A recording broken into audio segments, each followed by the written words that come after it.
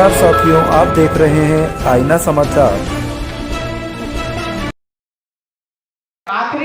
आखिरी संकल्प है। ये संकल्प अगर आपने किया तो दूसरा विकल्प नहीं मिलने वाला है। मैं सभी यहाँ पे वरिष्ठ सीनियर है, सबको मैं प्रणाम करता हूँ। बस एक ही सरकार से मांग है, कोई भी सरकार इस संसार में आए, चाहे कमलनाथ जी आए, शिवराज जी आए, फलाने चंद जी जो भी आए, हम सबका विरोध करेंगे। यदि पुजारी का गलत काम हुआ, कलेक्टर का अधीन हुआ और बार बार नीलाम की धमकी दी, इस बार जब चुनाव आता है शिवरूपा छोड़ देते हैं। अभी शिवराज जी ने कहा नीलामी खुद करेगा पुजारी। कोई चाहता है नीलामी करना? बताइए, हाथ खड़े करके बताइए कि नीलामी चाहते हैं? कोई नहीं चाहता। देखिए इस तरफ देखिए, एक तरफ से कह रहे कोई भी जमीन की नीलामी नहीं चाहता है। हमारी जमीन हम क्यों नीलाम करेंगे? हमारी मातृभूमि है, जननी जन्मभूमि से स्वर्गादपि गरीयसी। जननी और मातृभूमि को स्वर्ग से बढ़कर मानने वाला ये पुजारी अभी तक घंटिया घड़ियाल बजा करके शंख का संघोष करते हुए राजतंत्र को आगे बढ़ा रहा, पोषित कर रहा है, पल्लवित कर रहा है और उसको आत्महत्या करने पे मजबूर कर रही है सरकार। जब कमलनाथ जी ने जब एक आदेश निकाला था, काला कानून लगाया था, तभी हमारे अनिल वर्मा जी सामने बैठे, इन्होंने राष्ट्रपति से एक आदेश निकलाया और तत्काल रातों रात ऐसा आदेश हुआ कि पुजारी की जमीन वो काला कानून वापस हो गया। तो ऐसे लोग भी हमारे इस पब्लिक जनता में बैठे हैं। आज आवश्यकता है हमें बैरागी, पुजारी, सन्यासी, त्यागी, विरक्त सबको लेकर के संपूर्ण सर्व समाज को यहाँ पर सनातन लोगों को इकट्ठा करना पड़ेगा। मात्र अकेले ब्राह्मण की ताकत नहीं है कि आप सरकार से लड़ सकते हो।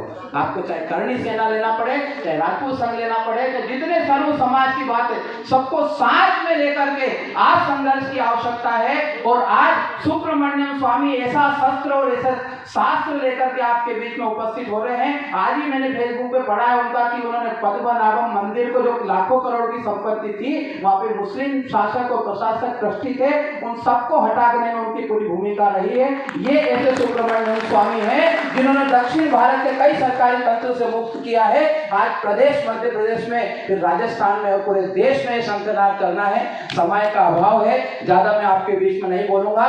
बस जय जय श्री राम का नारा लगाइए और एक माला अपने स्वयं के लिए करिए कि जो सरकार मंदिर की तरफ आंख उठा के देखेगी वो सरकार गिर जाएगी, गर्त में चली जाएगी। एक उल्टी माला शुरू करिए, मरा मरा राम करके वाल्मीकि राम राम कहने वाला, आप भी उल्टी माला सुनाइए और नया संघोष करिए कि एक मंत्र माला ऐसी शुरू करिए कि पुजारी की जमीन कोई नहीं नीलाम कर सकता है। और जो भी सरकार पुजारी का हित करेगी उसके साथ तन मन धन से पुजारी परिवार के साथ खड़ा रहेगा। आज 60,000 मठ मंदिर, ये संकल्प ले कि अगर ये शिवराज सरकार अगर ये काला कानून वापस नहीं लेगी तो दोबारा इसको सत्ता में नहीं आने देना है। यही संकोच करे। जय सिया राम। 39 को चेन्नई में हुआ। आपकी शिक्षा दिल्ली विश्वविद्यालय, भारतीय सांख्यिकी संस्थान और हार्वर्ड यूनिवर्सिटी में हुई। आप एक प्रसिद्ध अर्थशास्त्री, प्रसिद्ध लेखक और सर्वप्रिय राजनीतिज्ञ हैं। आपने हमारे कार्यक्रम में उपस्थित होकर हमारी और हमारे कार्यक्रम की गरिमा बढ़ाई है। मैं श्रीमद् भगवत गीता के 2 श्लोक से श्री स्वामी को मंच पर आमंत्रित करता हूं। यदा यदा ही धर्मस्य ग्लानिर्भवति भारत। जो भी मंदिर है सरकार के नियंत्रण में मध्य प्रदेश में, एक एक उसको मुक्त करना पड़ेगा क्योंकि सुप्रीम कोर्ट की ऑर्डर है। तो मैं शुरू करूंगा एक मंदिर को ऐसा लेकर, उसमें सुप्रीम कोर्ट में जाकर हमारे यहाँ के मुख्यमंत्री को कहूंगा हाजिर होना पड़ेगा सुप्रीम कोर्ट में, बहस करिए। तो यही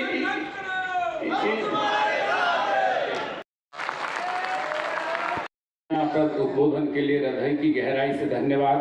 आपका मार्गदर्शन हमारे लिए युगों युगों तक हमारी उत्साह का वर्धन करने के लिए रहेगा।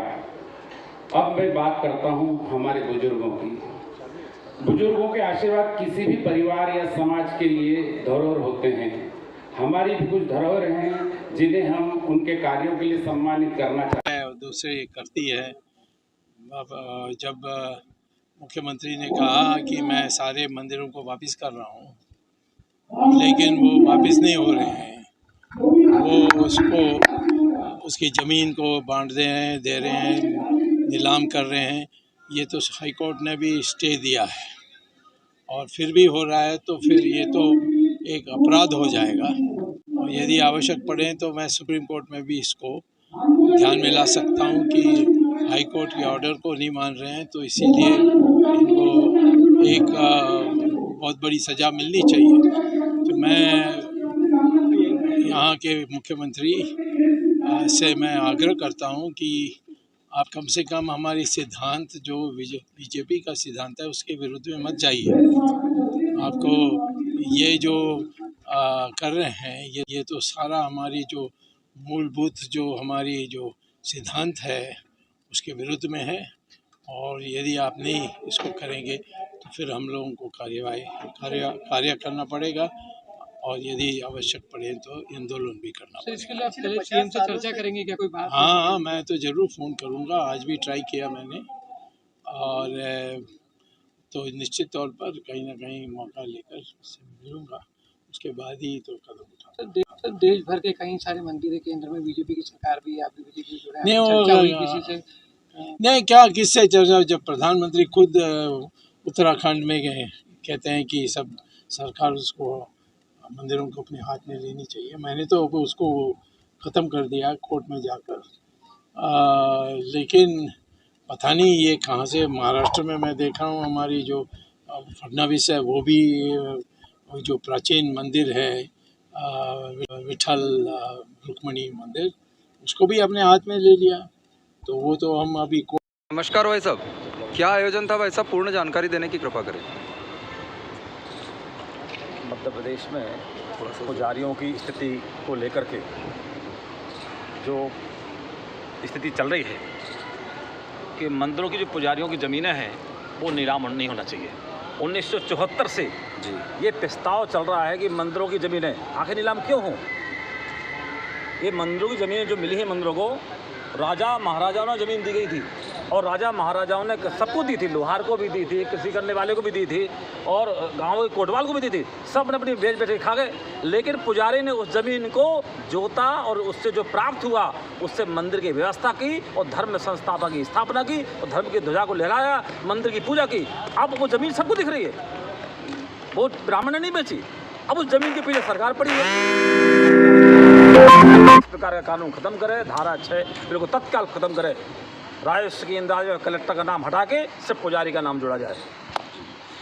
जनता को और पुजारियों को क्या संदेश देना चाहते हैं? हम चाहते हैं कि मध्य प्रदेश में धर्म संस्कृति की स्थापना का जो ध्वज चल रहा है बढ़िया चले, और सारे पुजारियों का सम्मान होता रहे, सारे संतों को सम्मान होता रहे, और पुजारी सुरक्षा एक्ट बनना चाहिए। जहाँ देखो पुजारी पर हमला किया जा रहा है, ज़मीन के लालच में पुजारी का मर्डर किया जा रहा है, क्यों हो रहा है? संतों को मारा जा रहा है, आप देखो वहाँ संत पे हमला किया गया, सब मिलके मार रहे हैं। एक संत पुजारी एक्ट, सुरक्षा एक्ट बनना चाहिए। कोई भी यदि पुजारी पर उंगली उठाने का प्रयास करे उस पर सख्त सख्त कार्रवाई होना चाहिए। जी जी, आपके आयोजन के माध्यम से जो आवाज़ उठाई गई है, यदि शासन प्रशासन उस आवाज़ को नहीं सुनता है और अनदेखी करता है तो आगे आपका क्या कदम रहेगा? कि हम लोग सेवक हैं, हम लोग मंदिरों के रक्षक हैं, और मंदिरों के रक्षक भगवान के सेवक हैं, और हमारे भगवानों में परशुराम जी हुए हैं। हम प्यार से बात करते हैं, शास्त्र से बात करते हैं, और शास्त्र की बात नहीं सुनी जाती है तो आपको परशुराम जी का इतिहास सुन लीजिए, क्या परशुराम जी ने किया था। हम इशारा करना चाहते हैं सरकार को और सरकार में बैठे लोगों को, इस प्रकार के कृत्य न करें, हमारे पुजारियों को उकसाने की कोशिश न करें, मंदिरों की जमीन मंदिरों के पास रहने, नीलामी का कोई चक्कर ही नहीं करें। क्यों सरकार लेना चाहती है मंदिर? सरकार अपना काम करे, व्यवस्था करे, बहुत अच्छा काम करी सरकार, हम साथ हैं, लेकिन मंदिरों की जमीन मंदिरों के पास रहने दें, पुजारियों का पुजारी करने दें, आप अपना काम करिए। बहुत से काम है पास करने के लिए, सिर्फ मंदिर दिख रहे हैं क्या? अरे जब मस्जिदों की ज़मीन तुमको नहीं दिख रही, चर्चों की ज़मीन तुमको नहीं दिख रही, बौद्धों की ज़मीन तुम्हें नहीं दिख रही, तो सब मंदिर दिख रहे हैं क्या? क्यों दिख रहे हैं मंदिर? अरे चर्चों को पहले अपने अंडर में लो, सारी मस्जिदों के अंडर में लो, तब मंदिरों की बात करिए। जय श्री राम। वरना शांत बैठिए। जय श्री राम। जय श्री राम। बहुत बहुत धन्यवाद जो उन्होंने मुझे बोलने का अवसर दिया। मैं राष्ट्रीय कोरी समाज की ओर से ये आपको बोलता हूँ कि कभी भी मेरी ज़रूरत पड़ेगी तो पूरा हमारा राष्ट्रीय कोली समाज आप लोगों के साथ है। और पूरे देश में 12 करोड़ की संख्या है अखिल भारतीय कोली समाज की, और 12 करोड़ की संख्या कोई कम नहीं होती। हम पूरी तरह से तन मन धन से पुजारी संगठन के साथ में, चाहे मैं सब तरफ आवेदन दे रहे हैं, आवेदन आवेदन आवेदन आवेदन हो गया, कितनी बार आवेदन, अब कोई निवेदन नहीं। अब की चोट करा ही है, अब सिर्फ पुजारियों की बारी है। सबसे बड़ा संघर्ष हम सब लोगों को खड़ा करना है। मैं भारतीय जनता पार्टी का पदाधिकारी, भारतीय जनता पार्टी का कार्यकर्ता हूं, मुझे इस बात पे गर्व है, परंतु मैं उसके पहले पुजारी होने के नाते मेरा घर का परिवार का पालन पोषण होता है। मैं राजनीतिक क्षेत्र में काम करता हूं तो समाज के कल्याण के लिए करता हूं, पर जब मंदिर पे काम करता हूं तो धर्म के लिए करता हूं। हमारा काम धर्म के लिए होना चाहिए, हम कांग्रेस क्यों चाहे बीजेपी क्यों। इसलिए सदन में एक बात रख के मैं अपनी वाणी को विराम दूंगा। मध्य प्रदेश के अंदर मानसून का सत्र लगने वाला है। जो लोग कहते हैं कि हम आपके साथ हैं, हम आपके साथ हैं, हम सब आपके साथ हैं, उन सबका टेस्टिंग करने का भी समय आने वाला है। हम सभी को मध्य प्रदेश के अंदर जब मानसून का सत्र लगे तब विधानसभा को घेरने की तैयारी हम सब लोगों को करनी चाहिए। 5,000 से लेकर 25,000 पुजारी मध्य प्रदेश की विधानसभा को घेरे।